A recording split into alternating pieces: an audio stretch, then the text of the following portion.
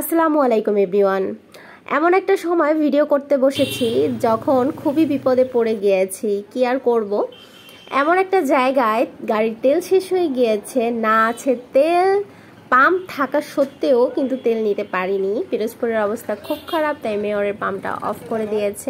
এই সময়টা কি করব বুঝতে পারছিলাম না, তাই গাড়ি থেকে নেমে গাড়ি ঠেলতে শুরু করলাম। পৃথিবীতে এখনো মানবতা রয়েছে, এই ভিডিওটা হচ্ছে তারই প্রমাণ।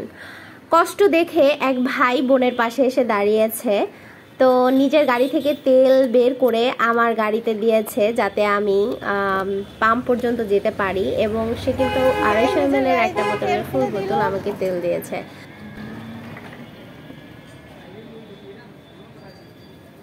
কি করা হয়, কি করো? দোকান আছে আর ভাই দোকান তেল ফাইলি কই ওই ইয়ার ইমরানের গাড়ি দিতেছি আমি কইছে বলে একখানে ফ্রি একটা আসলে আমি যে এই ভাইটিকে কিভাবে ধন্যবাদ দিব আসলে আমি ভাষায় প্রকাশ করতে পারছিলাম না। ভাইটি আরেকজনকে দিয়ে তেল পাঠিয়ে দিয়েছে। আমাদের সবারই এরকম ভাবে দৃষ্টিভঙ্গি পাল্টানো উচিত। রাস্তাঘাটে বিপদে পড়া মানুষজনকে একটু সহায়তার হাত বাড়ানো উচিত। তো যাই হোক, আর বকবক করবো না, অবশেষে পাম্পে চলে আসলাম। পাম্পে চলে এসে তেল নিলাম। এই তো আজকের ভিডিও এতটুকুই। অলরেডি অনেক প্যারায় ছিলাম, আর বেশি কিছু বলবো না। সবাই ভালো থাকবেন, সুস্থ থাকবেন। আল্লাহ।